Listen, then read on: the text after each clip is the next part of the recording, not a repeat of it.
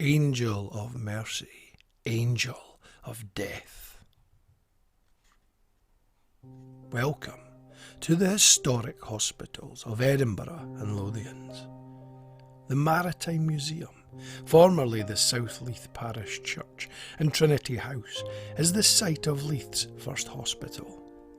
St Anthony's, founded in 1430 by Sir Robert Logan.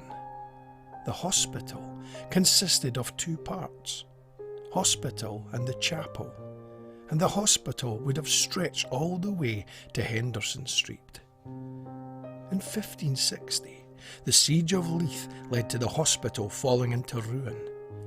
After the Scottish Reformation, a new hospital, King James, was erected on the same site in 1614, where it remained until 1822.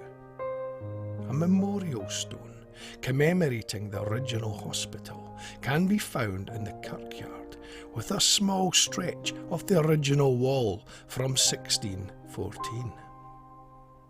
In 2009, an archaeological excavation on Constitution Street, just outside of the church, discovered 260 graves dating from the time of the original hospital on this location.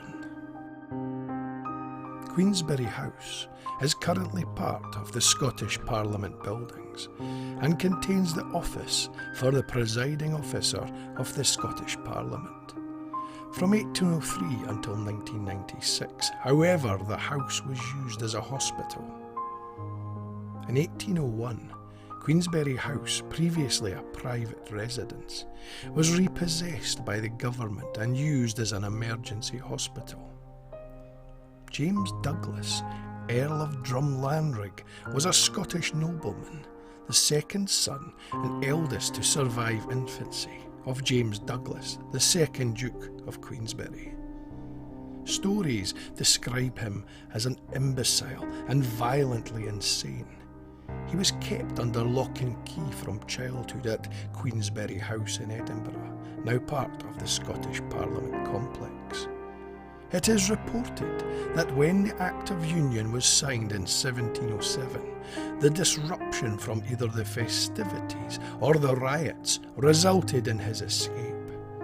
Drumlanrig, then around 10 years old, slaughtered a servant in the house's kitchen, roasting him alive upon a spit.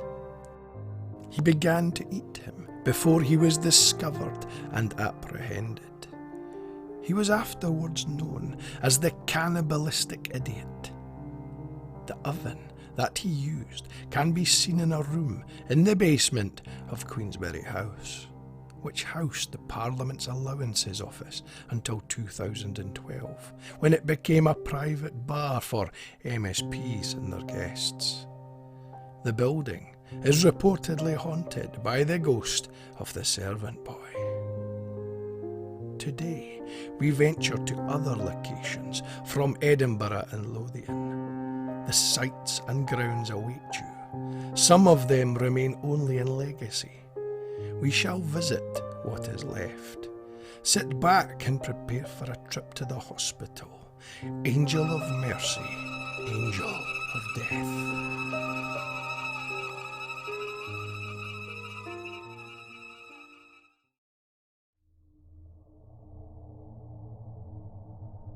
Travelling to historic Musselburgh, the Honest Toon, we arrive at the area known as Pinkie. Named after the 1547 Battle of Pinkie Cleugh, fought between English and Scottish forces on the site.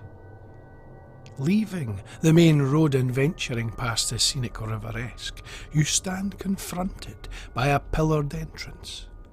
Beyond these gates is a long and winding road that culminates at a building with a terrifying supernatural legacy.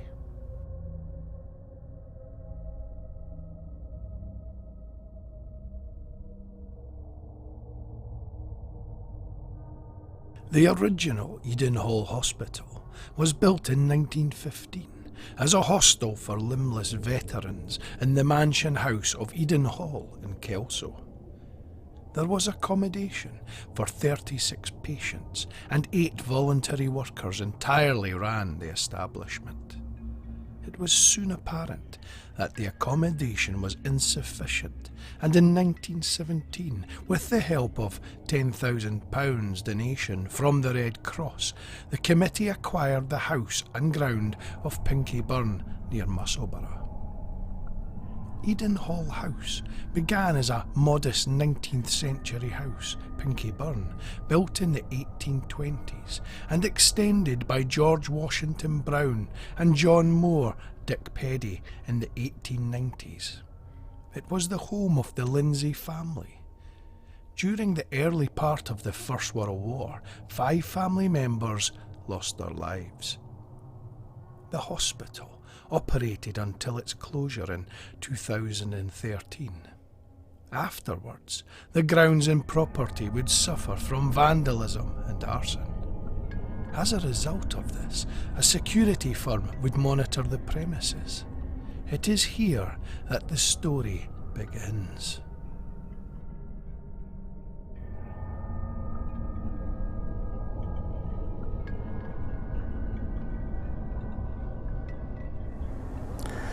It's been over 10 years since I was in charge of security team.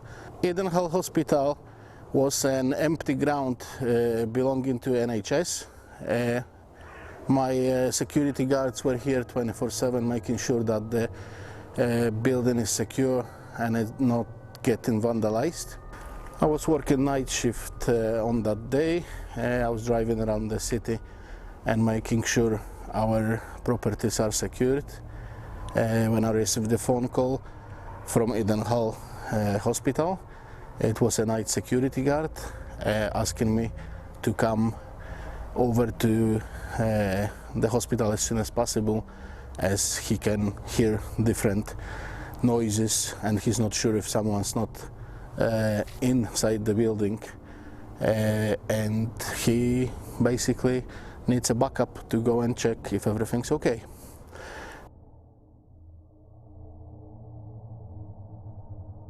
The abandoned hospital grounds portray an eerie setting. The buildings, now empty and dilapidated form, echoes of its former glory. Eden Hall House, now occupied only by a security guard, the question being, what else remains inside? When I got to the grounds of the hospital and opened the main gate, I got to the main I drove along to the main building and I realized that the whole place is in darkness. There was no lights in the security office, no lights outside. As it should be, the guard car was still parked outside. I had to use my own keys to open the building because there was no answer when I tried the door. And I could not see anybody through the windows. And when I got inside, there was nobody in the office.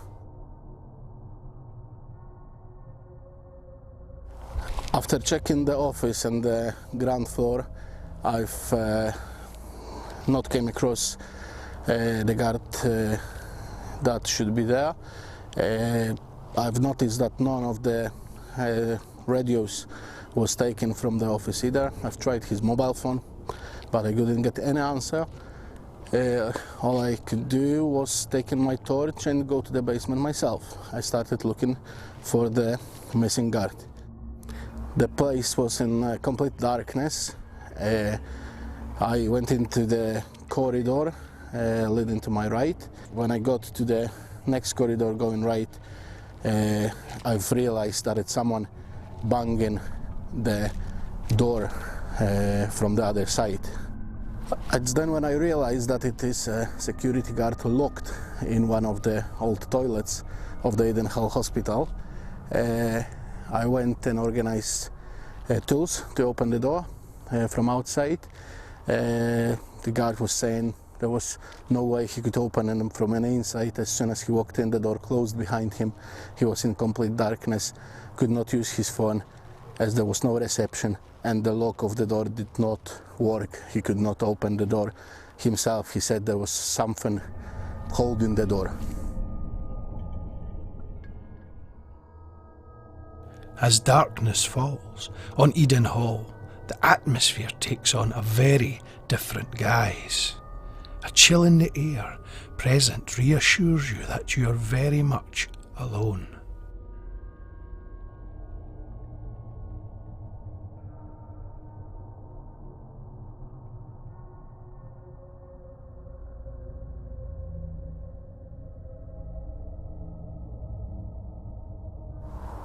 When I managed to open the door, the security guard pushed me on site and ran upstairs for his life. I got behind him to the security office on the ground floor. He just grabbed his jacket, his car keys, and said that he's never gonna do a shift in this place ever again. I have come back to Eden Hall a few times after that night, and never again I've encountered anything unusual. However, the guard that was working the very night, he stuck to his word and never came back to work in the Eden Hospital again.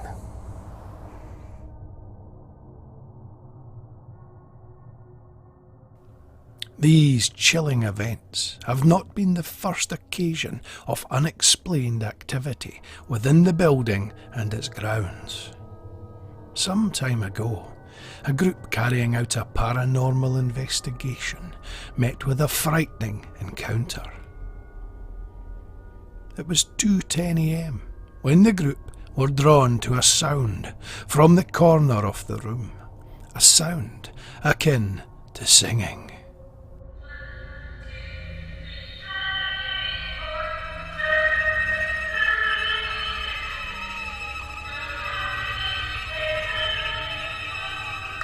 The chilling sound of the children's nursery rhyme emanated from the dark expanse.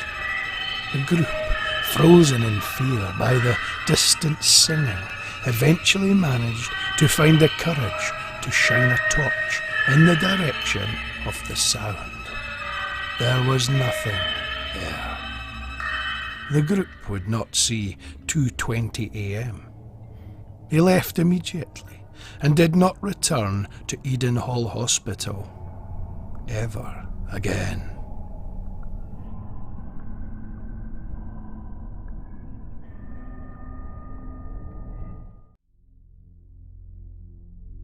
Welcome to an iconic North Edinburgh hospital. The hospital was designed by Peddy and Kinnear and opened as the St Cuthbert's and Canongate Poorhouse in 1868, principally as a workhouse but also having some hospital functions. It was later renamed Craigleith Poorhouse. In 1915, during the First World War, the building was requisitioned by the War Office to create the Second Scottish General Hospital, a facility for the Royal Army Medical Corps to treat military casualties. After returning to poorhouse use in 1920, it was converted fully to hospital use in 1927. A nurses' home was added in 1935 and a pathology block was completed in 1939. It joined the National Health Service in 1948 and a new library was completed in 1979. The North Edinburgh Hospital has also had its fair share of unsettling incidents. Take the following example, recorded by an ex-nurse while on night duty. Returning to her station, she was surprised to see a patient wearing a very old-fashioned nightgown coming towards her. Nothing unusual, you might say, except this was the middle of the night, and the patient being elderly did not belong in that area. The nurse stopped. There was something distinctly odd about the woman. She continued to stare until the truth dawned. The patient's legs had disappeared through the floor. In shock, she could only stare as the woman walked right through her before disappearing. The nurse was traumatized by the experience. Another witness recalls mysterious events from within the confines of the hospital. My mother has worked there since the mid-1980s. In this time, she has heard tales and encountered many strange events. On one occasion, she was drawn to the sight of footprints leading from a closed window. The small footprints resembled those of a child. The footprints led across the floor and stopped halfway. The peculiar thing was that the door and window were both securely locked, and nobody had been in the room. The footprints were indeed very recent. On more than one occasion, staff have heard their names whispered from an unknown voice.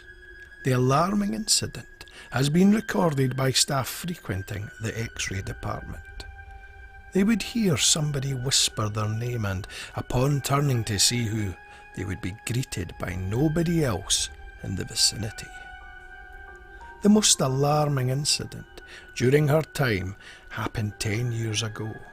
A staff member entered the lift and noticed a patient from one of the wards present and standing in the lift.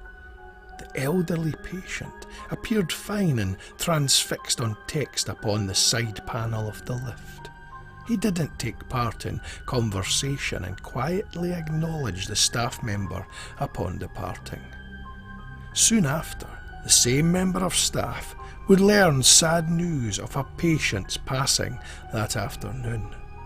It was the same man she had witnessed in the lift only moments before. While carrying out research on this North Edinburgh hospital, I discovered an unusual piece of documentation. A Freedom of Information request asked the following questions. Could you provide details about the nature of the incident, where it took place in the hospital, i.e. which ward and the date?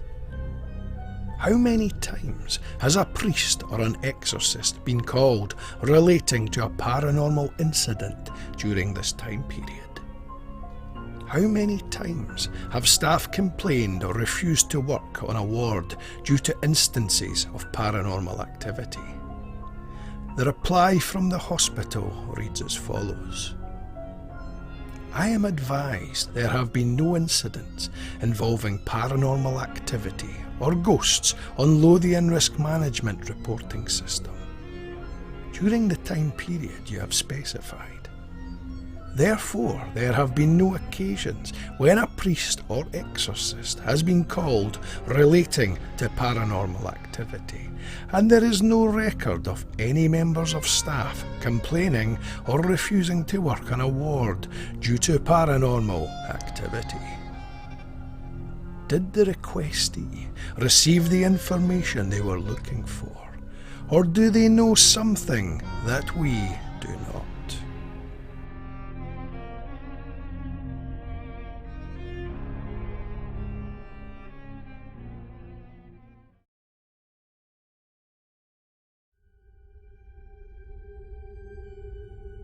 Welcome to Edinburgh Newtown. The location features many attractive Georgian properties and leads to Randolph Cliff and Dean Bridge. Randolph Crescent culminates at the end of extensive Queen Street. Randolph Crescent was the home of esteemed social reformer Flora Stevenson. Flora Clift Stevenson, a noted philanthropist and social and government reformer, lived here at 13 Randolph Crescent. In 1868, Flora joined the Edinburgh Association for Improving the Conditions of the Poor shortly after it began and oversaw the sewing room, providing paid work for women in the winter months. Flora also volunteered as a health visitor for the association, visiting the needy to assess their claims and distributing provisions tickets.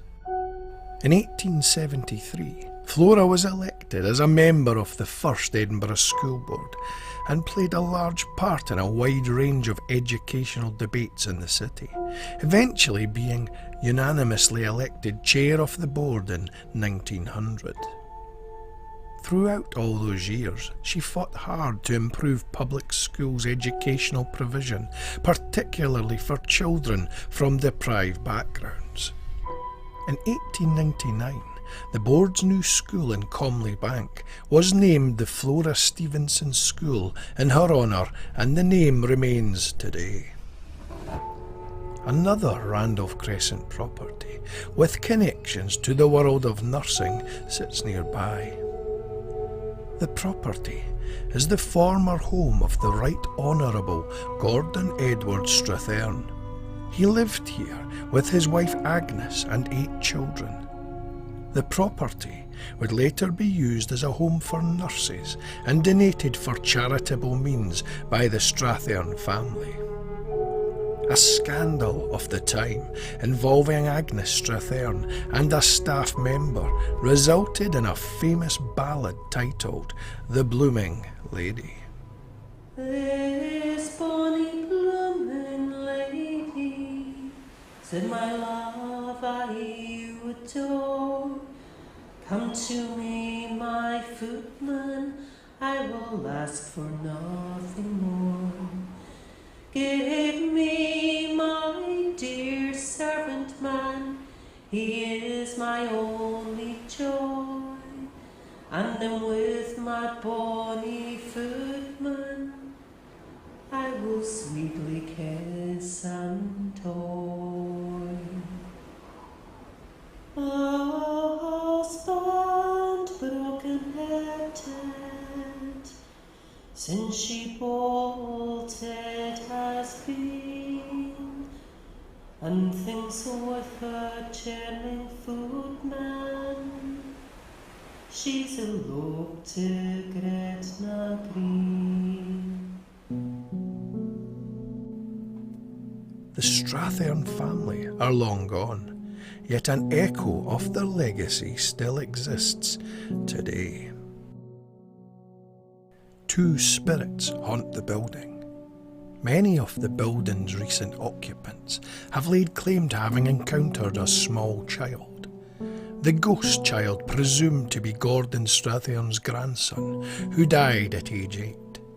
Young Edward is seen on the stairwell and witnessed both day and night.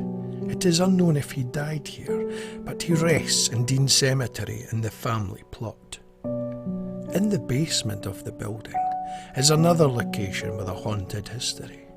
The staff of the building have encountered what the team refer to as the Grumpy Man. He has been witnessed in a room close to the garden at the rear of the building. Staff have reported a feeling of being watched and on occasion heard him breathing. Could this be the spirit of Gordon Edward Strathearn? Perhaps it may be the handsome footman featured in the Blooming Lady's ballad. He refuses to leave his Randolph Crescent home and is incensed by his wife's infidelity. One day we may find out the answer for sure.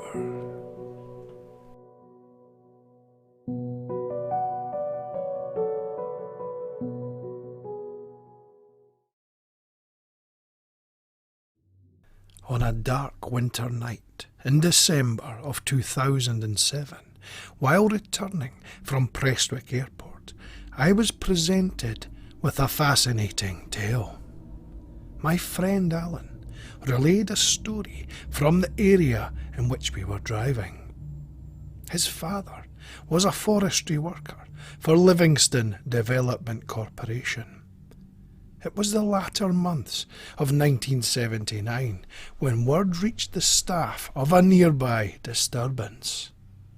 A staff member had returned home from work that morning in a dishevelled and alarmed state. His clothes torn and muddy, with grazes to his face and body. The man's accounts of what had occurred were fantastical and met with suspicion. They would, however, go on to become a significant chapter of local history. On the 9th November 1979, Robert Taylor parked his pickup truck at the side of a road near the M8 motorway and walked along a forest path up the side of Deckmont Law with his dog. Taylor reported seeing what he described as a flying dome, or a large circular spear approximately 7 yards in diameter, hovering above the forest floor in a clearing about 530 yards away from his truck. Taylor described the object as a dark metallic material with a rough texture like sandpaper, featuring an outer rim set with small propellers. Taylor claims he experienced a foul odour like burning brakes, and that smaller spheres similar to sea mines had seized him and were dragging him in the direction of the larger object when he lost consciousness. According to Taylor, he later awoke and the objects were gone, but he could not start his truck, so he walked back to his home in Livingston. This story would go on to be one of the greatest examples of a UFO encounter in British history. This is not the only unexplained incident to have existed from within the area. Bangour Village Hospital exists in the Decmont area. It officially opened as the Edinburgh District Asylum in October 1906. The hospital was requisitioned by the War Office during the First World War, but reverted to psychiatric work between the wars. During the Second World War, the hospital was occupied by the War Office again, and the patients were evacuated to Hartwood Hill Hospital. Temporary marquees and prefabricated huts were erected to cope with the demand for wartime bed space. The temporary facility became noted for its burns and plastic surgery unit, which was established in 1940. After the war, the temporary facility was developed as Bangour General Hospital. Bangour, as with many hospitals featured today, have many stories to tell, stories of a terrifying nature. Previous staff and visitors recall. My mother was a nurse in Ward 9 for many years, and she used to tell us some very creepy tales. I remember one tale when she told us the door to the ward was locked and she and the other staff heard keys going into the lock. The door opened and closed, then locked itself again. No one was to be seen. Apparently it's haunted by a gypsy woman's son injured in the war and died in Ward 9. I can remember sitting outside in my car in the morning to take my mum home and feeling uneasy.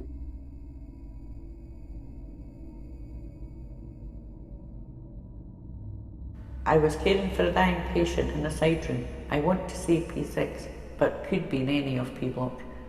As I passed the bottom of the bed, I felt something scratch my leg. The corner just felt cold and nice, really can't explain it. But I thought there was a wee gremlin, like green creature cowering in the corner. When I went by the corner again, I felt I was scratched again. The patient was an elderly man with no family, and as a student, I didn't know much about him. But when he passed, the feeling left with him and no further scratches on my leg. I had scratches on my leg, but nobody else felt it or saw anything, and nobody was scratched on the leg either.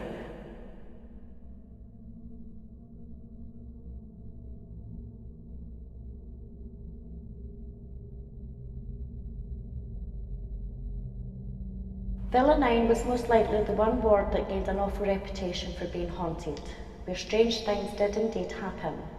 I worked in there for 7 months. It was a decant ward at that time. I still get goosebumps at the thought of working alone upstairs in that place. Strange voices moving furniture and doors closing and pushing against you. Of course, there were psychiatric patients having strange conversations and looking like they knew exactly what was going on in that place. As for the patient lift, I used it once and would never, even to this day, go back in it.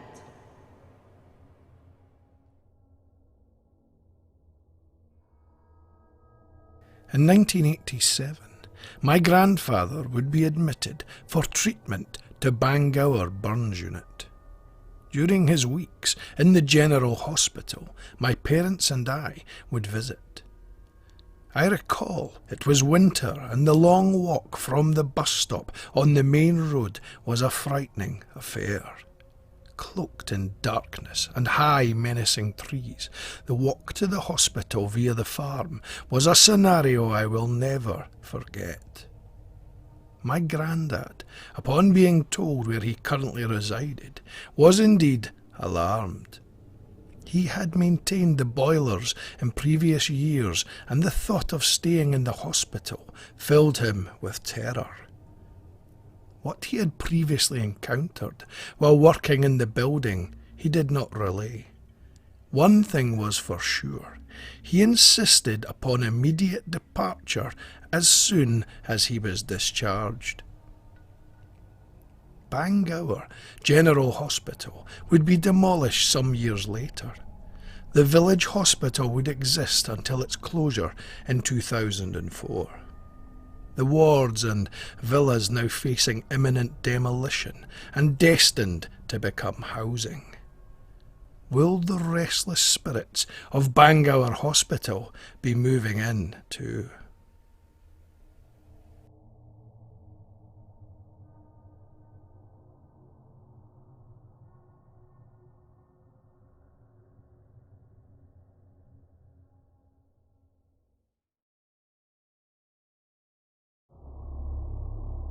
A location exists in the Trinity area of the city.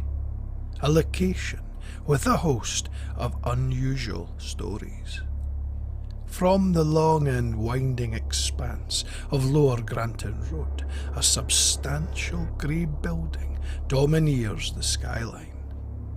Originally titled Wardy Lodge, the building constructed in 1830. In 1914, the property retitled Challenger Lodge by its owner, Sir John Murray. Marine biologist Sir John Murray named the lodge after his pioneering Challenger expedition, investigating abyssal life forms in the deep oceans. In 1929, the property converted to a home for children with disabilities and would operate until its closure in 1977. Soon after, Challenger Lodge would become St Columba's Hospice, providing care for the terminally ill. It is during this period that our story begins.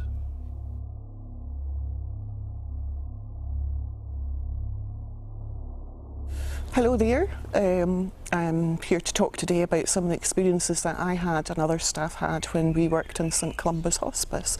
And my favourite story is what I call the ghost dog in room 9.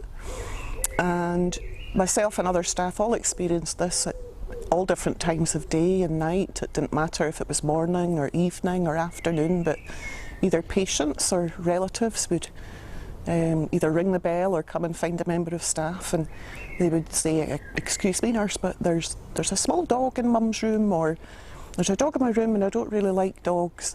Would you mind coming and getting rid of it, please?" So after a while we just came to kind of humour it, because we knew there wasn't a dog there, but everybody reported the same thing. It was always a small grey dog. Relatives and patients would often ask a member of staff to come and remove the small grey dog from their bedroom.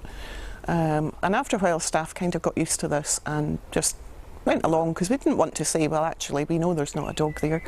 We would go, and obviously there wasn't a dog in the room, and you just reassure the person and say, "Right, well, it's obviously gone now, it's not there anymore." So that continued for the time that I worked there, which was about 10 years. And quite a while after I left, I read a book. It must have been about 10 years after I left.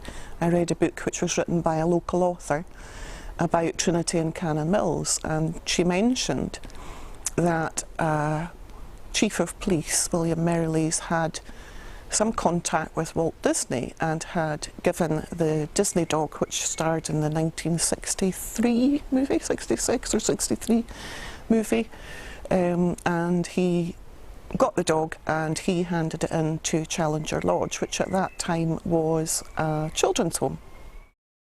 The penny just dropped, and I'm thinking, goodness gracious me, this Disney dog, the star of the Disney movie Greyfriars Bobby, was exactly what people were describing. Many years later, the hospice had some remodelling done, and they knocked down the old part of the building, including room 9, which was the room that the dog was always seen. And what did they discover? I don't know if it was exactly under room 9, but they found the remains of a dog. Whether he's still seen now that his bones have been removed, or the building has changed, I don't know, but that's the ghost dog of room 9. The ghost dog is indeed a fascinating story. There are, however, other unexpected tales from the confines of the hospital wards.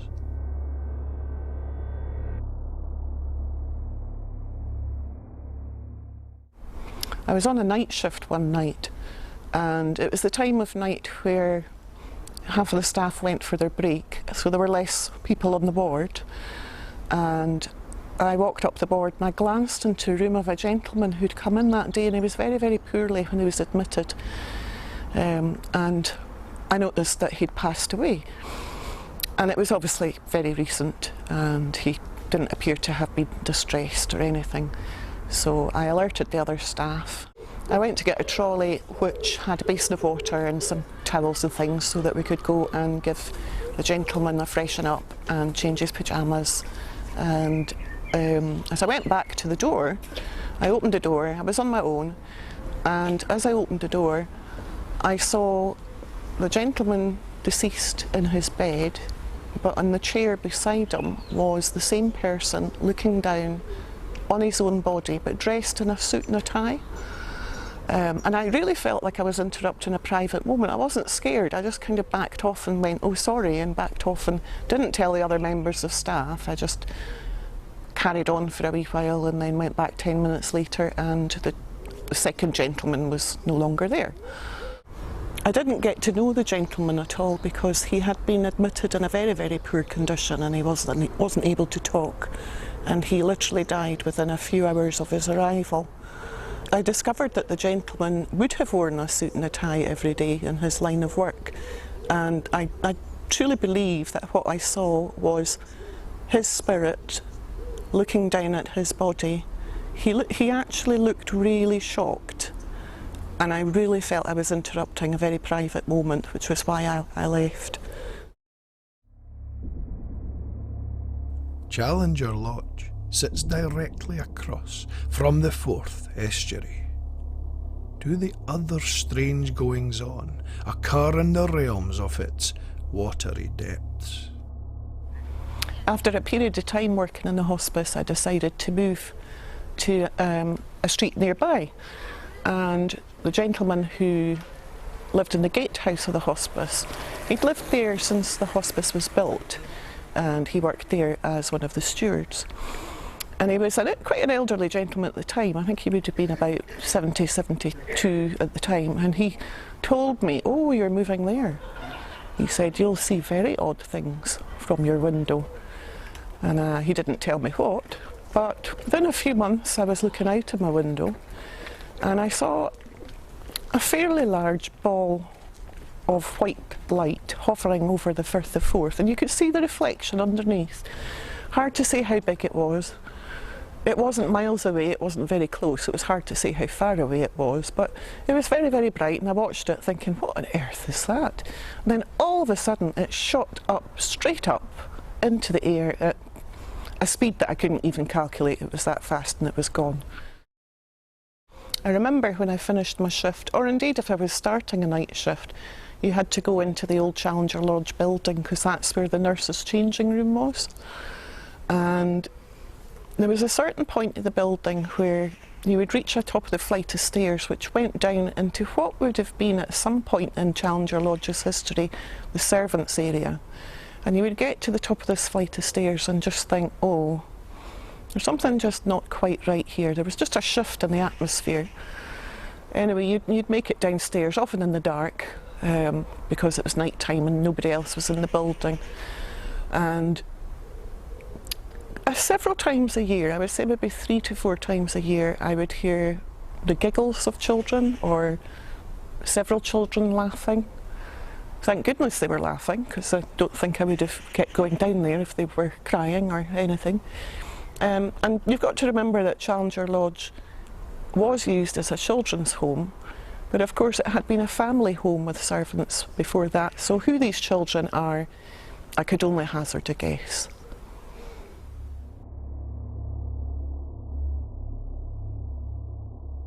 Does the ghost dog continue to walk the corridors of this newly remodelled hospital? Do spirits manifest the walls of Challenger Lodge? Do strange events continue to unfold within the area? Someday we may discover the truth behind the mysteries of Trinity Challenger Lodge.